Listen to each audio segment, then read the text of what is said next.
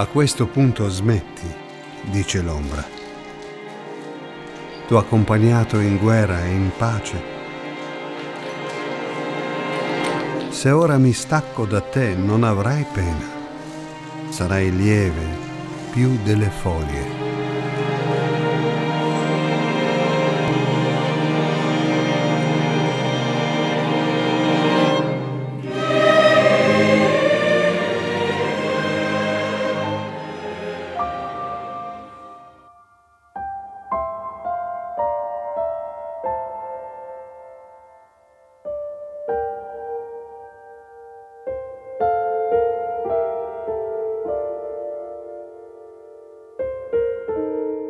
Città di strane atmosfere, Trieste. Oggi, come in quell'estate del 1914. Città fedelissima, l'aveva definita per molto tempo l'ormai vecchio imperatore Francesco Giuseppe. Ora non più. Forse dalla grande esposizione agricola e industriale del 1882 e dall'affare Oberdan, dall'attentato che non ci fu e che avrebbe dovuto cancellare per sempre il simbolo stesso di quell'Austria forcaiola descritta dagli irredentisti. Forse dalla morte di Sissi, l'imperatrice Elisabetta, quando nel 1889 molti tra gli italiani di Trieste non avevano voluto portarne il lutto. Nemmeno adesso, che da 2 anni Sissi stava là, davanti alla Südbahn, la ferrovia meridionale, e la città aveva raccolto 100.000 corone per quel monumento. Nemmeno a Miramare l'imperatore andava più. Troppi ricordi legati a quel fratello con cui poco aveva avuto in comune, Massimiliano, che aveva amato così tanto quella baia di rocce e scogliere, tanto da farci costruire un castello dove vivere con Carlotta. Lo aveva chiamato con un nome spagnolo, Miramar. E ora? Carlotta, principessa del Belgio, da anni era tornata a Bruxelles, chiusa nella sua follia. E tra le stanze, le torri, i giardini, il mare, restavano solo i racconti di chi aveva frequentato la corte dei principi e le leggende nere che avvolgevano il castello. Voci che la gente sussurrava, anche in quella calda estate del 14. Città fedelissima, dunque, Trieste. Dominio ereditario di Casa d'Austria dal 1382, da quando, per sfuggire alle mire di Venezia, si era offerta agli Asburgo. Ora non più.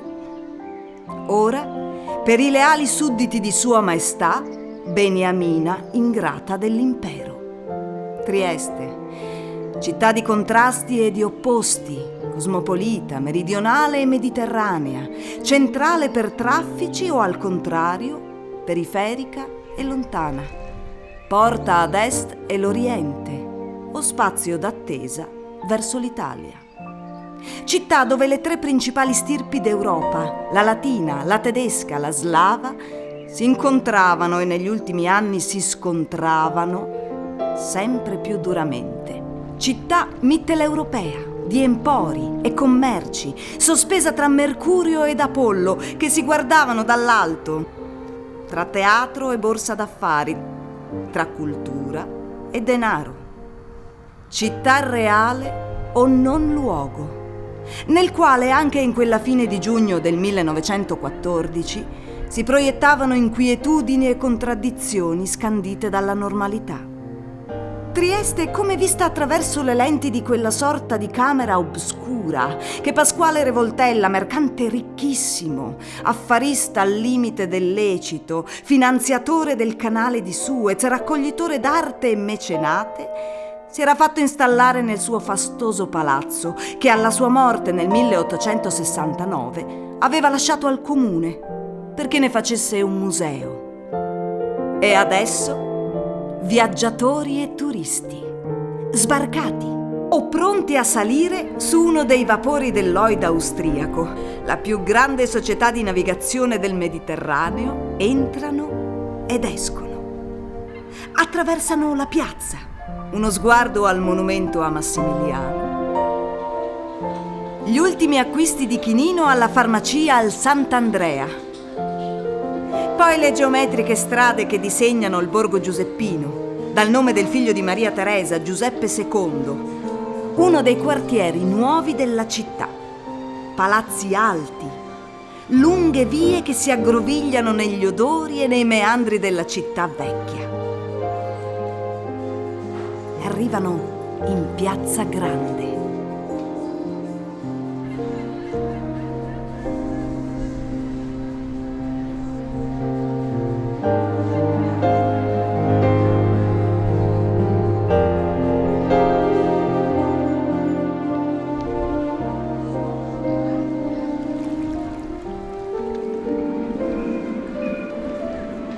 Chiacchiere e passeggio davanti a un giardino che chiude la vista del mare.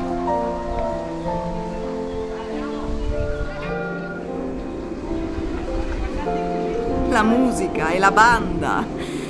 Qualcuno ricorda quando a dirigerla, solo pochi anni prima, c'era ancora Franz Lehár con i suoi valzer, le operette.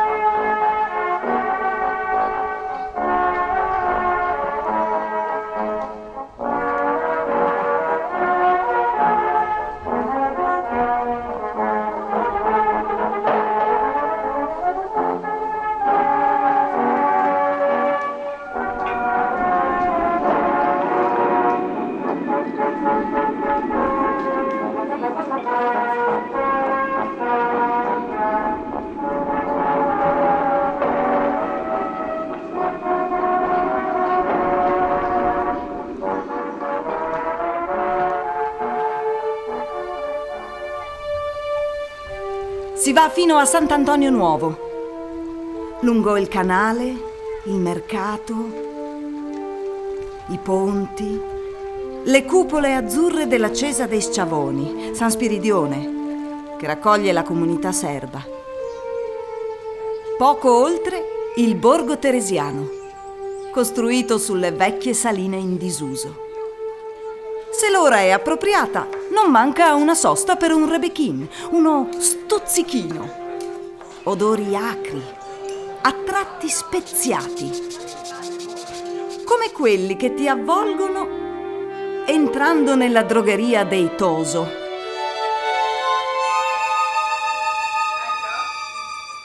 Che vendono coloniali e spugne marine, caramelle e saponi che sanno di buono.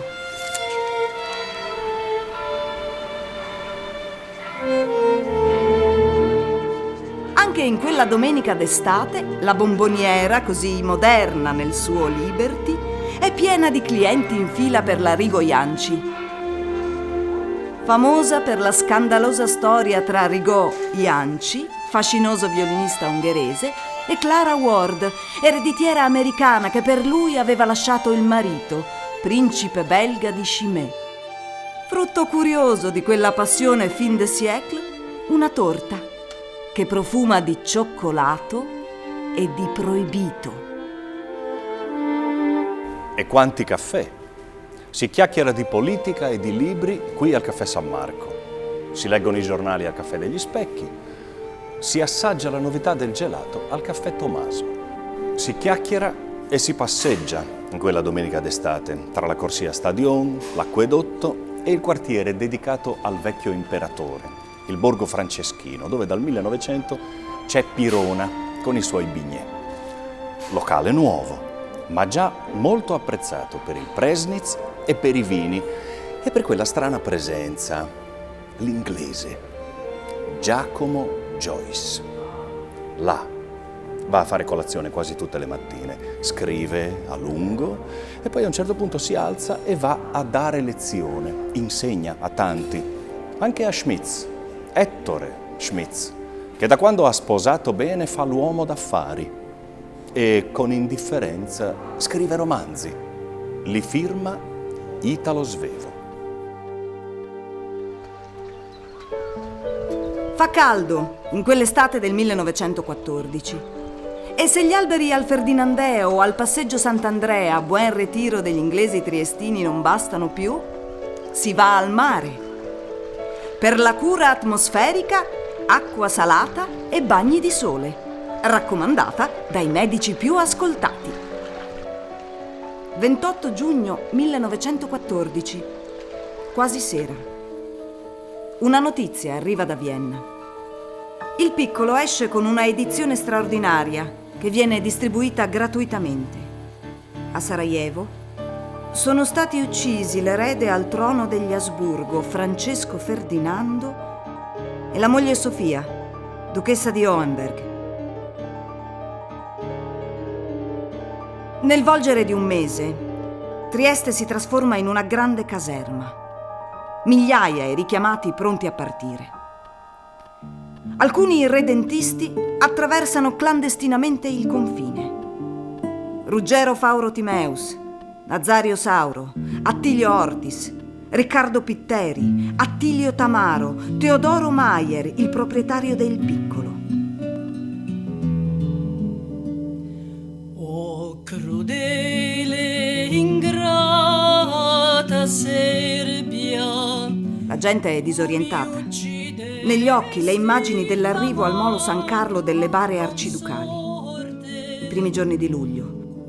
Scese dalla Viribus Unitis, l'ammiraglia della flotta, costruita a tempo di record nel cantiere San Marco dello stabilimento tecnico triestino, tenuta a battesimo dalla coppia imperiale. Era il 1911. E poi il corteo. Da Piazza Grande alla Via del Corso, alla Piazza della Caserma, fino alla Sudbahn, in mezzo a 2 file di gendarmi, fanti e marinai e pompieri. Lungo il percorso, bandiere listate a lutto e drappi neri.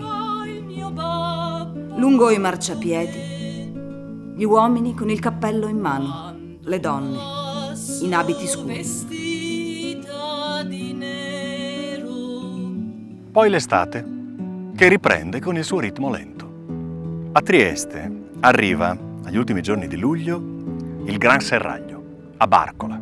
Ogni giorno una gran folla e tutti parlano delle bestie, degli elefanti e dei cammelli, delle 10 tigri, della prossima villeggiatura e qualcuno accenna all'ultimatum mandato alla Serbia. E adesso la guerra. Si sale sui treni e si parte. Partono i reggimenti di fanteria, il 97esimo, il quinto, il 27esimo, la Landwehr, quasi tutti sudditi del litorale, italiani, sloveni e croati. Nell'interesse di ogni obbligato alla leva, si legge nei manifesti della luogotenenza, di prendere con sé un fornimento per mangiare, piatto o posata, un paio di buone scarpe o sandale, un vestito caldo e, ove possibile, una coperta. Il fronte è lontano, la Galizia, si dice. Intanto qualcuno si lamenta, il treno per andare a Udine adesso ci impiega 8 ore, invece che le solite 3 e mezza.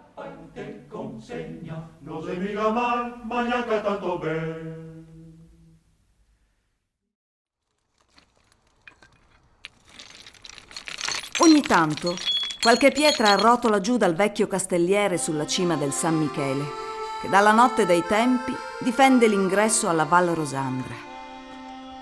Rotola sotto i passi di guardia e si perde nella luce del tramonto, ora che qui, su ciò che resta di una cinta muraria costruita quasi 16 secoli prima dell'età di Cristo, si allargano le trincee. Quassù, nelle notti senza luna, il mare è illuminato dai fari che l'Imperiale Regia Marina da guerra ha sistemato ad Opicina. L'Austria si rinforza sul Carso e in questo secondo anno di guerra affida il controllo della ferrovia che passa nella valle ad un apposito reparto.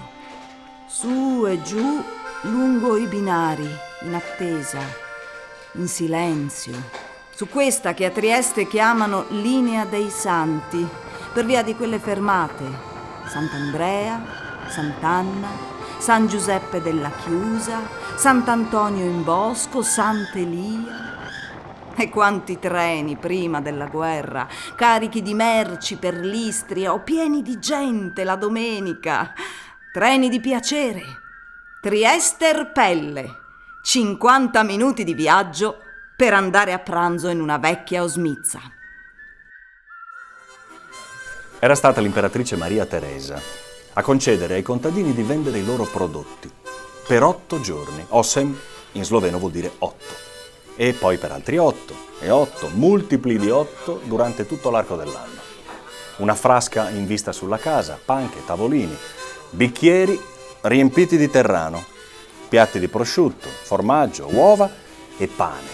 E chi se lo dimentica, quel pane, così soffice, anche adesso che la guerra è più vicina.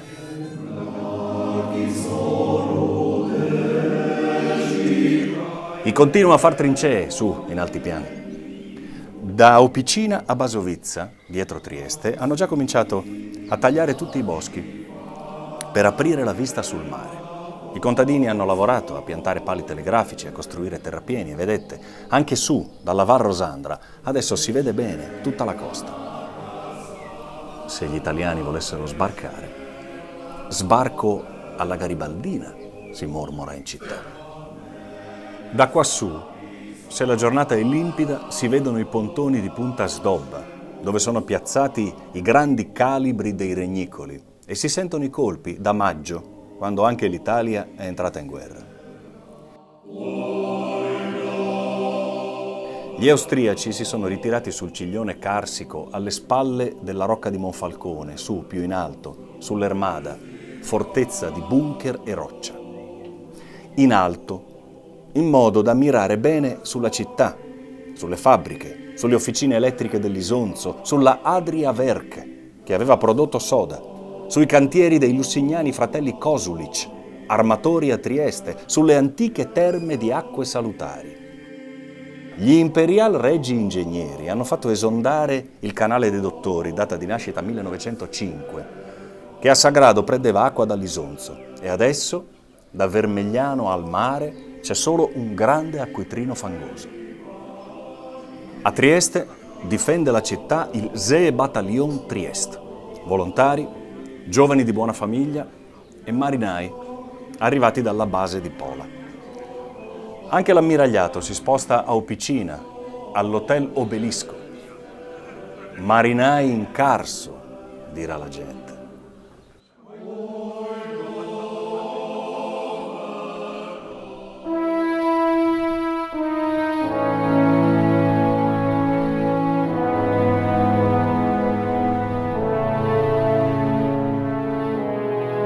Cadorna però vuole Gorizia.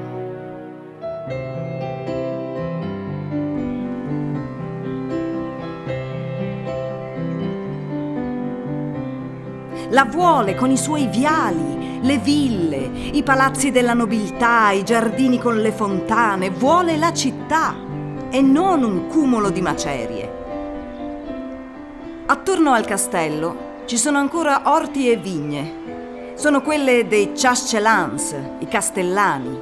Li chiamano così, contadini o operai che siano, arroccati nel borgo, dentro alle vecchie mura. I cittadini abitano la città dei grandi viali, delle ville, dei palazzi e dei giardini e salgono lassù a passeggiare.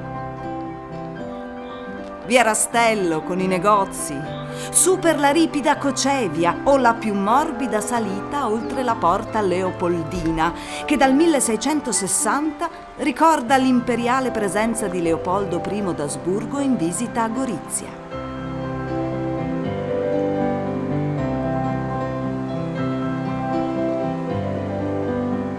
Le case strette le une alle altre. La chiesetta di Santo Spirito. I fanti della terza compagnia del Landsturm-Marschbataillon Nummer 13, 13° battaglione di marcia della milizia territoriale austriaca, hanno lasciato il castello già nel primo anno di guerra. per il fronte orientale. Un inferno, si dice. Da quassù le vedi le trincee, oltre l'Isonzo, sul Calvario e fino ad Oslavia. Poi il Sabotino, il San Gabriele, il San Daniele, il San Marco. Da ovest a est, da nord a sud, al San Michele, alle fortificazioni carsiche fino al mare. Perdono e vincono, gli uni e gli altri avanzano e indietreggiano. Gli italiani con le brigate Pavia, Casale, Perugia e Lazio. I soldati sloveni, dalmati e ungheresi a difendere le cime. E nel Bosco Cappuccio c'è anche un battaglione dell'Infanterie Regiment numero 97, tanti i triestini e gli istriani. La città si svuota, partono in molti, da giugno 15.000, quasi la metà della popolazione. Gorizia, maledetta e santa. Chi rimane vive l'attesa, l'atmosfera surreale dei locali e dei caffè ancora aperti e che gli ufficiali frequentano in una apparente, voluta normalità. Gorizia è e deve essere ancora la perla della corona, come la chiama con affetto Francesco Giuseppe, la Nizza austriaca, luogo celebrato per il clima, adatto come nessun altro nell'impero ad un soggiorno climatico invernale. Piazza Traunik, la via dei signori, passeggio del mondo elegante, e poi le feste a Villa Coronini, a Palazzo Attems. Apparente, voluta normalità. Anche le macerie dei bombardamenti vengono sistemate in modo rigorosamente ordinato.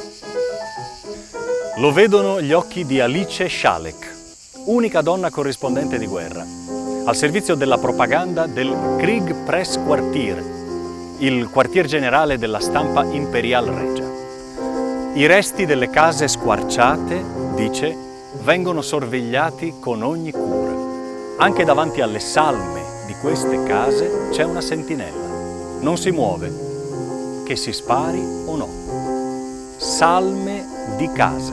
Gli occhi di Alice le vedono le granate che cadono una dopo l'altra, ma, scriverà ancora, nessuno si muove dal suo posto, nessuno trasale. In silenzio, senza pretese di gloria, in tutta semplicità, senza meravigliarsi di nulla, eseguono il proprio dovere. Qui si difende l'Austria-Ungheria. Gli occhi di Alice guardano il paesaggio, oggi così diverso. I monti, la devastata collina di Oslavia. Che un monte possa morire, lo si vede qui, non senza emozione. La guerra uccide uomini già da 2 anni e a questo ci siamo abituati. Ma l'assassinio dei monti è qualcosa di così mostruoso che i nervi riescono a malapena a sopportare. Per conquistar la trincea Savoia si va. Gli occhi di Alice non sono quelli dei poeti. Quanti compagni son morti lassù, finirà dunque sta flagellazione. Come questa pietra del San Michele, così fredda, così dura, così prosciugata, così refrattaria, così totalmente disanimata, come questa pietra. È il mio pianto che non si vede. La morte si sconta vivendo. Gli occhi di Alice non sono quelli dei volontari che vivono e combattono per un'Italia abitata dalle ombre di Garibaldi e del re galantuomo. Gli occhi di Alice non sono quelli di chi con rabbia e paura grida: siete voi che avete voluto la guerra! Crepa tu e le tue terre ridenti! Conquistar la trincea Savoia si va.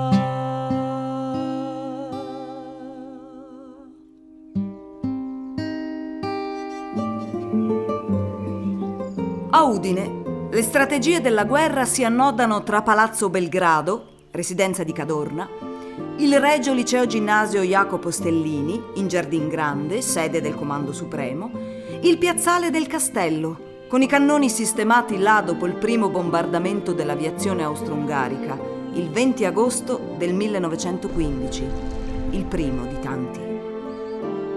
Cadorna ci va spesso. Se il giorno è limpido, da lontano si vede l'arco dei monti, il fronte, dalla Carnia all'Isonzo.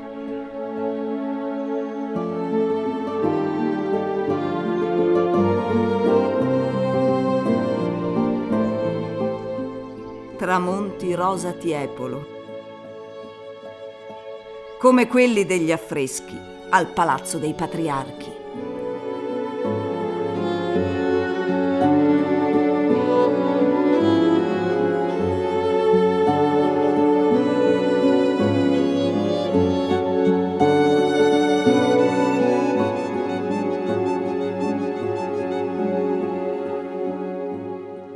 Udine, capitale della guerra.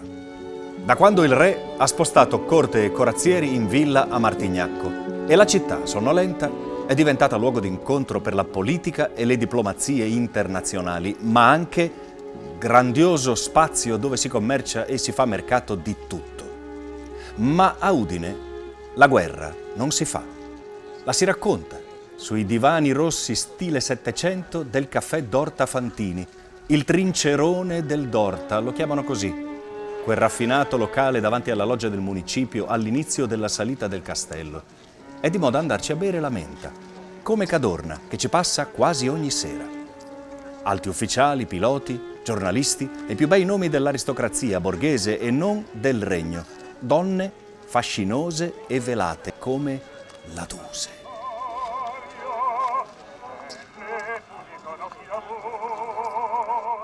Vecchie osterie e ristoranti per quelli che tornano in licenza dalla prima linea e hanno voglia di riassaporare la vita dopo la trincea, il fango, la morte. Teatri e cinema aperti. Si va a vedere Maciste Alpino che a calci e scarponi combatte gli austriaci e che risate, mangiando caramei e zucchero filato. Alla stazione passano e si fermano treni carichi di feriti. Via vai di ambulanze e barelle per i molti ospedali. Per chi resta in trincea c'è la fantasia del generale Capello, comandante della seconda armata, che scriverà nel 17 Rino Alessi, giornalista corrispondente di guerra, a continue trovate. È venuto Toscanini a dirigere una banda militare sulla linea del fuoco. Ha suonato la Marcia Reale e l'inno di Mameli. Gli austriaci hanno risposto a cannonate. Ma a Udine guerra e morte devono essere lontane. Ho camminato tutto il giorno per la città, come un bambino che vede le cose per la prima volta. Mi pareva di avere aperto gli occhi dopo anni di buio. Botteghe, caffè, gente che fuma, che parla, che ride beatamente ovunque. Era così naturale. Non mi pareva possibile, mi pareva che non si potessero più vedere queste cose così semplici. Tutto come prima, una cosa straordinaria. La notte si passeggia in un cerchio di stupore e di prodigi. È come se il cielo fosse disceso nelle strade, nei giardini, sotto i portici dei mercati. L'azzurrità della tenebra fiorisce qua e là di fiammelle elettriche. A Udine si può amare una donna.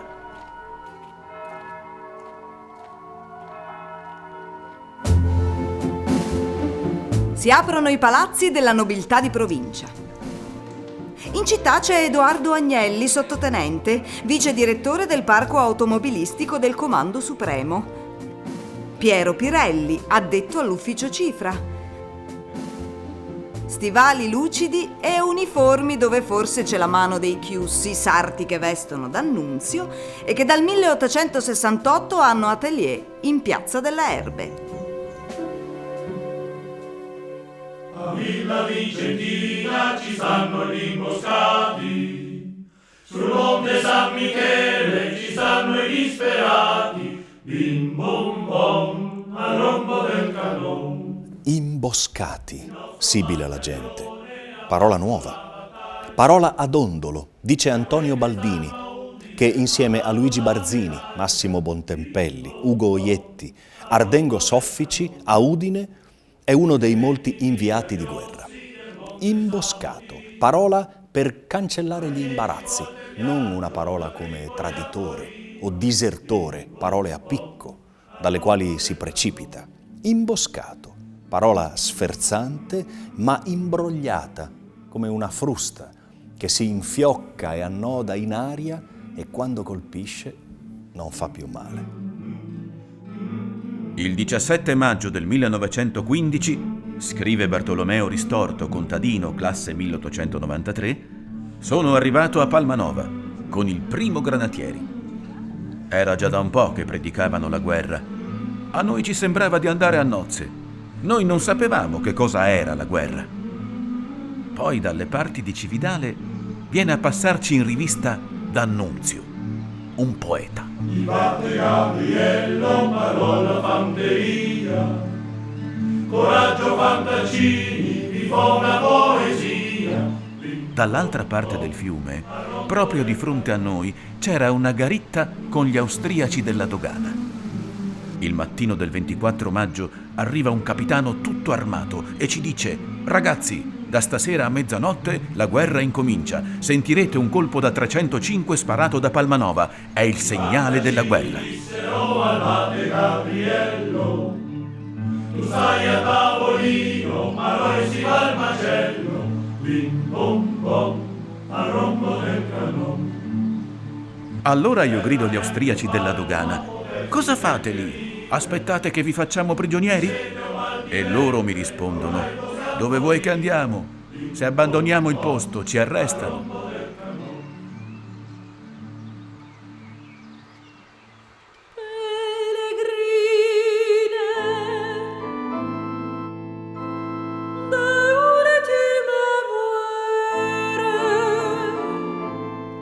A volte ad Aquileia le ottobrate ricordano quelle romane. Ciò che resta delle antiche rovine è illuminato da luci morbide e insieme splendenti, il reale contrasto con le ombre della basilica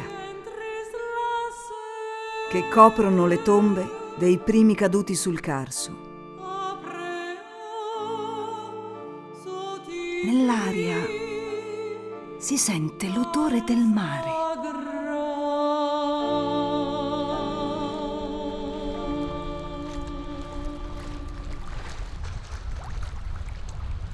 Della marina ce ne freghiamo, perché dall'alto la bombardiamo e gira gira l'elica, romba il motor. Questa è la bella vita, la vita bella della Vietò.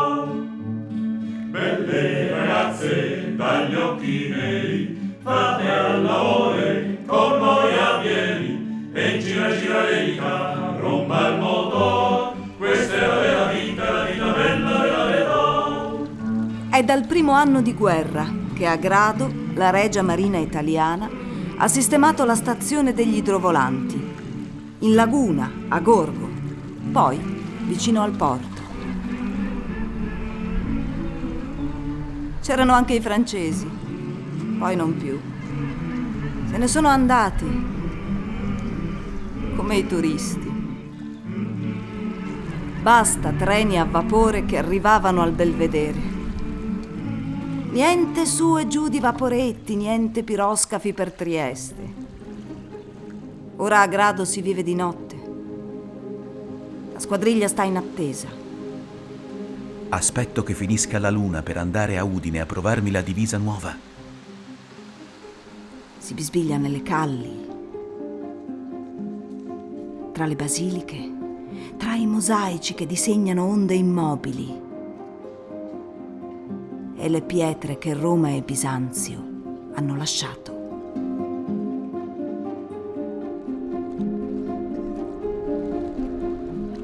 Si attende di volare. L'aviazione imperiale ha già bombardato, sono passati su Gorgo e la Sdobba. La risposta italiana ha colpito la stazione degli idrovolanti a Trieste, vicino all'arsenale del Lloyd. Grado ist das Heilbad für das moderne Schulkind in der Großstadt. Grado è il mare ideale per lo scolaro moderno della grande città. Nessuno l'ha più detto o scritto. Oggi il mare appartiene ai nuovissimi e veloci e armati motoscafi siluranti, i MAS.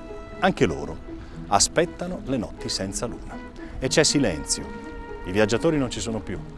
Non arrivano più dalla Baviera, dalla Boemia, dalla Moravia, dall'Ungheria. Nel 1910 si erano contati 11.235 turisti. In qualche albergo si sfogliano vecchie riviste, come la Seebad und Kurort Grado im österreichischen Künstenland, anno di pubblicazione 1910, che in copertina mostrava le tende disposte in 4 file e la passerella di legno che portava al Badanstalt, lo stabilimento balneare, con il grande restaurant a mare. Qui ora arriva D'Annunzio, che Cadorna ha nominato osservatore dall'aeroplano. Lui, che ha inventato la parola velivolo, vocabolo di aurea latinità, parola leggera, fluida, rapida, vola 2 volte su Trieste, scrive, lancia volantini. Per liberarvi più presto, combattiamo senza respiro. Lo Stato Maggiore ne ha bisogno. La trincea logora, distrugge corpi e pensieri. E allora si guarda in alto. Lassù, la guerra sembra celeste e pulita.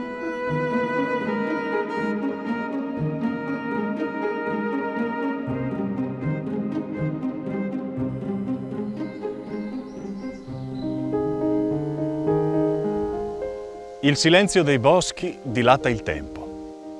La gente se n'è andata e sembra che sia passata una vita da quando si veniva quassù per gli sport invernali.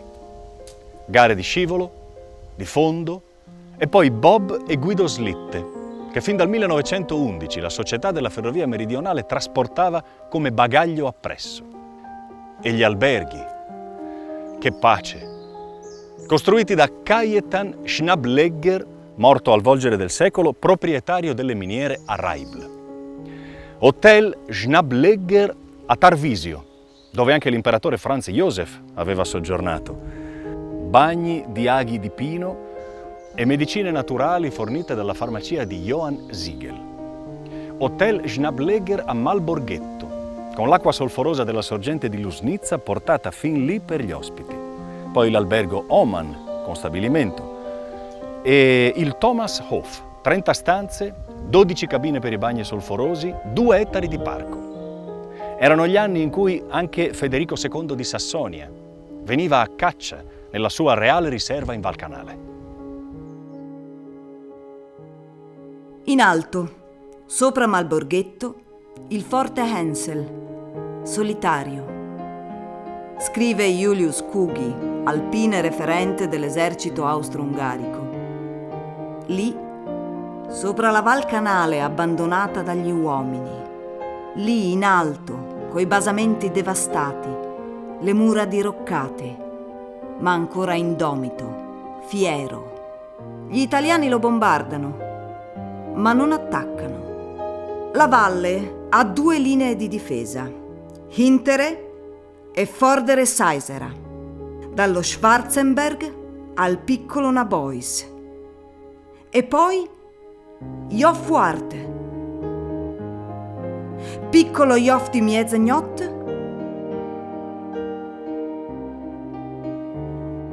Montasio, Jof di Somdogna. Si avanza, si combatte, si resta, si osserva. In silenzio. I prigionieri portati quassù dal fronte orientale costruiscono strade. A volte saccheggiano ciò che rimane. I morti in battaglia riposano in mezzo ai pini.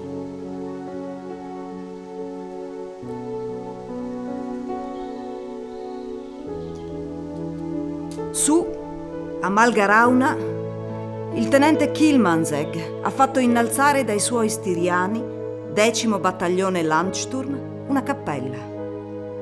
L'hanno dedicata a Zita, così si chiama la moglie di Karl, nuovo imperatore d'Austria-Ungheria. Tra gli alberi, più lontano, la via dei pellegrini, deserta. Ci andavano in tanti, a piedi fino al santuario del Lussari e poi giù con gli slittoni di legno. Ora non più. Resta un angelo di pietra a indicare la strada. E quel maledetto silenzio ora resta. Il vento e la neve, quanta! Mai così tanta!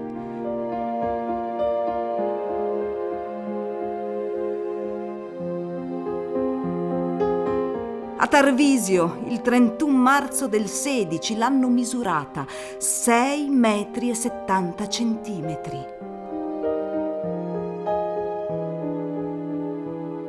Al confine tra impero e regno, Pontebba italiana è vuota. Vuota Pontafel austriaca, dall'altra parte del fiume. Muri sbrecciati, finestre aperte, come tanti occhi vuoti. Resta questo maledetto silenzio, spezzato dai cannoni.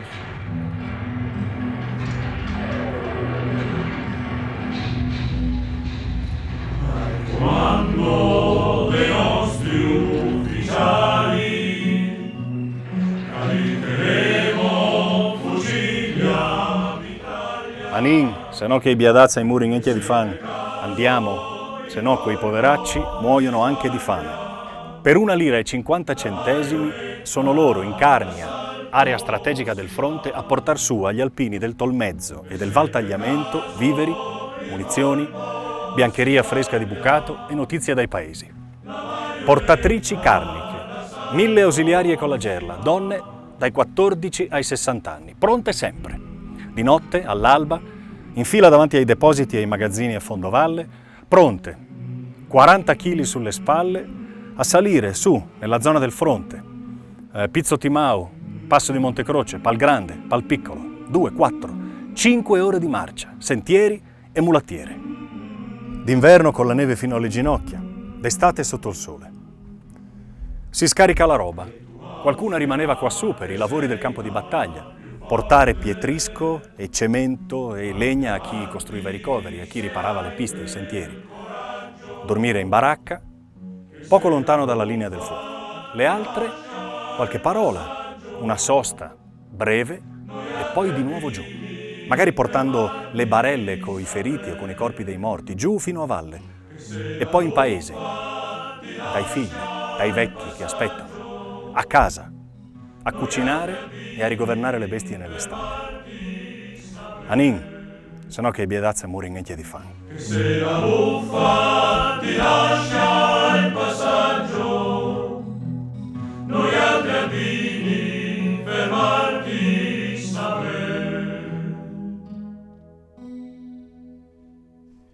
Caporetto. Nel declinare dell'estate, agli inizi dell'autunno, anche la guerra sembrava fermarsi e aspettare la primavera. Era tempo di licenze. 1917, 14 settembre, Strasburgo. Il sottotenente Hans Kilian, esperto di montagna, artigliere della riserva, parte a mezzanotte con la tradotta. Ha con sé l'ordine di trasporto da aprire a viaggio iniziato. Destinazione il fronte dell'Isonzo, Tolmino. A lui, lo Stato Maggiore affida il compito di esaminare sul campo le possibilità di attacco, trovando le posizioni migliori e la migliore distribuzione tra artiglieria e bombarde. Ricognizioni essenziali per il piano d'attacco generale. – 20 ottobre, fronte dell'Isonzo. I soldati italiani partono in migliaia per raggiungere casa. 24 ottobre, notte, fronte dell'Isonzo, Tolmino. 2 ore dopo la mezzanotte, l'artiglieria austro-tedesca apre il fuoco. È intensissimo e diretto contro i posti di comando e le retrovie italiane. Udine, 24 ottobre. Dal diario di Angelo Gatti, esperto militare del Corriere della Sera, scelto dal generale Cadorna come storico del Comando Supremo. Nella giornata niente di nuovo. Il cannoneggiamento però è vivissimo dappertutto. Il rumore è infernale addirittura. Plezzo. Un battaglione tedesco mette in funzione 1 migliaio di bombole contenenti difosgene e altro ancora. L'operazione dura 30 secondi. 600 italiani muoiono in silenzio, con l'armamento intatto, il fucile al fianco. Udine, ore 10. Cadorna riceve da Luigi Capello, comandante della Seconda Armata, un riassunto degli avvenimenti. Nulla di allarmante. Fronte tra Plezzo e Tolmino.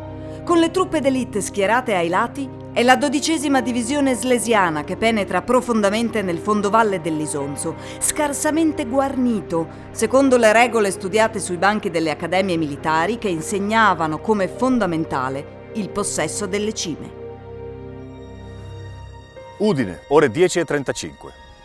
Cadorna ordina di trasferire 200 pezzi d'artiglieria alla Terza Armata e raccomanda parsimonia di munizioni. Fronte dell'Isonzo.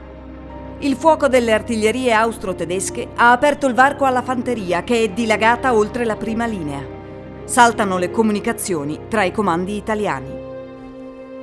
Udine, ore 12:15. Cadorna telegrafa al Duca d'Aosta. L'attacco sarà contro la Terza Armata. Valli del Natisone. Reparti tedeschi risalgono fino alla cresta del Kolovrat. Avanzano verso il Mataiur. Piccole unità si infiltrano, colpiscono, quasi sempre ai fianchi o alle spalle, e fuggono. Tra i comandanti, il giovane tenente Erwin Rommel. Gli italiani resistono sul Krn, il Monte Nero, sullo Ježakrad, sul Mrzli, al passo di Zagradan. Attende la difesa di Cividale. È schierata al castello di Grofumbergo, Purgessimo, sulla cima di Castelmonte. Udine, ore 13. Consueto bollettino. Durante la notte, un violento bombardamento con largo impiego di proiettili a gas ha segnato l'inizio dell'atteso attacco. Verso l'alba, dato il cattivo tempo, il fuoco nemico è scemato. Fronte dell'Isonzo. Ore 15:30. Le truppe tedesche sono a Caporetto.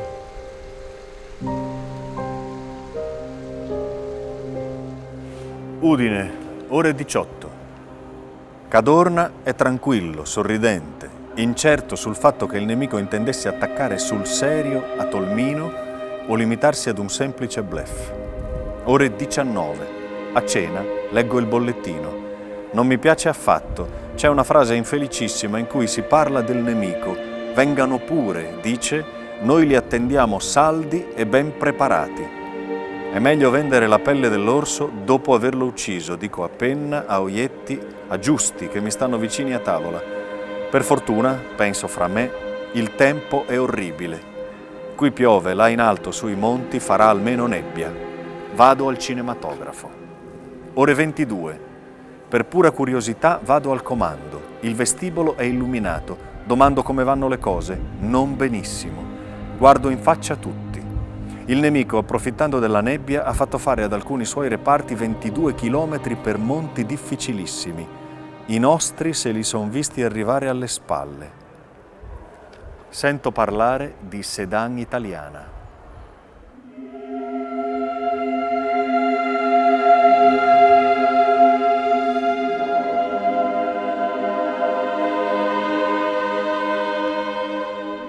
Dal taccuino di Caporetto.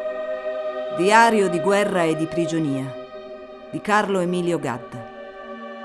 La prima cosa che successe fu che il ponte di Caporetto saltò per aria.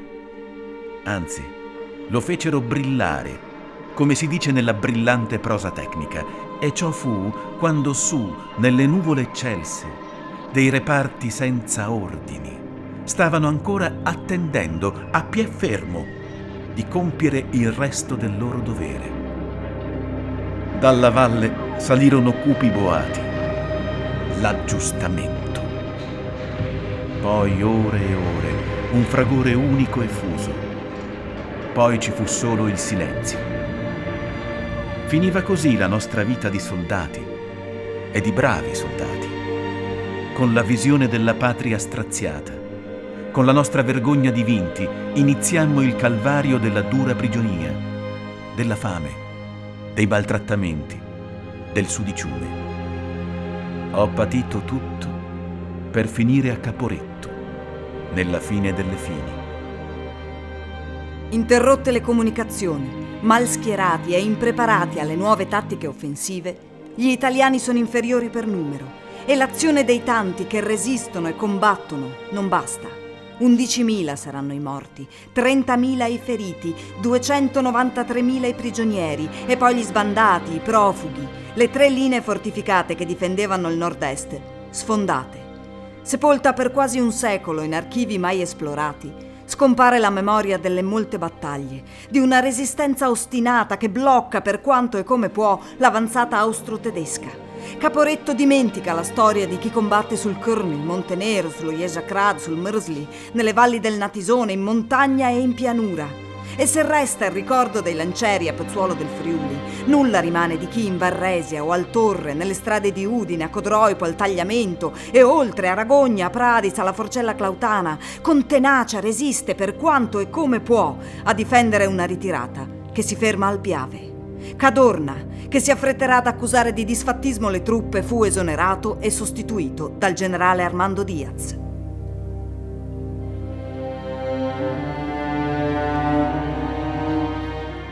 Giugno.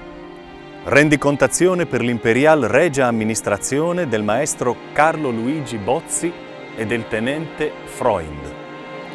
Il Carso è di una nudità impressionante. Affiorano soltanto le rocce. Non vi è traccia di vegetazione sulle pendici che declinano verso l'Isonzo, più bello e limpido che mai. Là dove andavo con i miei zii a bere la birra nelle feste d'estate, non ci sono che informi mucchi di sassi bruciacchiati, tra i quali le ortiche hanno creato un fitto boschetto che si insinua tra le pietre e serpeggia ogni dove. Agosto. E ora prepariamoci a sostenere l'ultima offensiva, quella definitiva. Sul Piave le cose si mettono di male in peggio. Non possono esserci illusioni a questo proposito.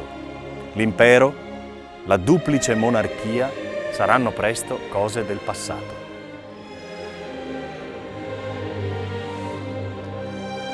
Trieste, 1918. Gennaio. Mancano la legna, il carbone, l'illuminazione. Dopo l'ennesima riduzione della razione di pane, pan de paia lo chiamano, crusca e segatura. Si sciopera. La gente scende in strada.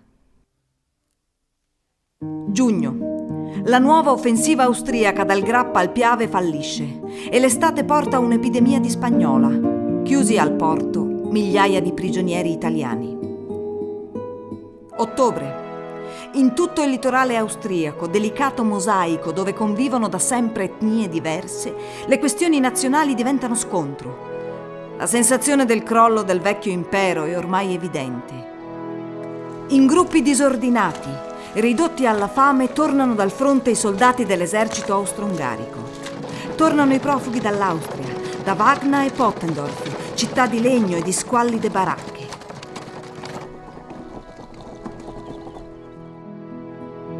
A Trieste si forma un comitato di salute pubblica, al quale l'imperial regio luogotenente barone Frischene consegna l'ultimo giorno di ottobre uffici pubblici, direzione delle ferrovie, delle poste e della marina, insieme al palazzo di Piazza Grande.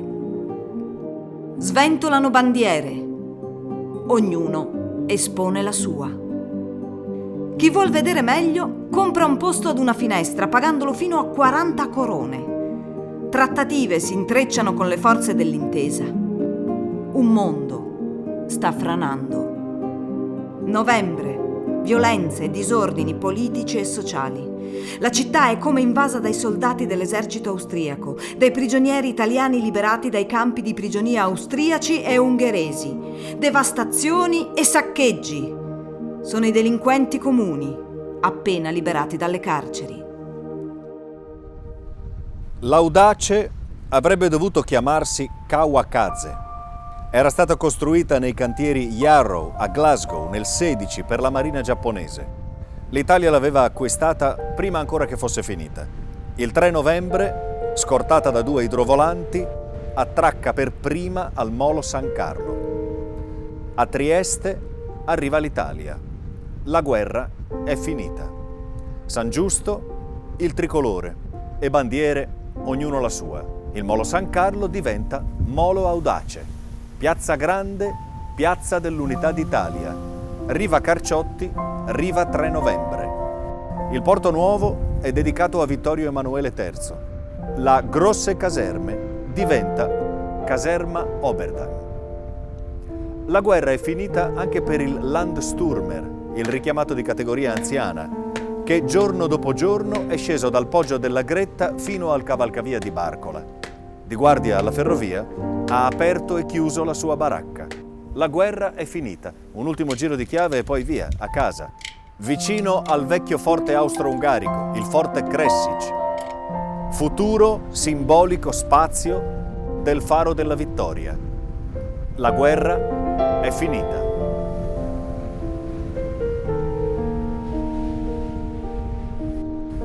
Finita?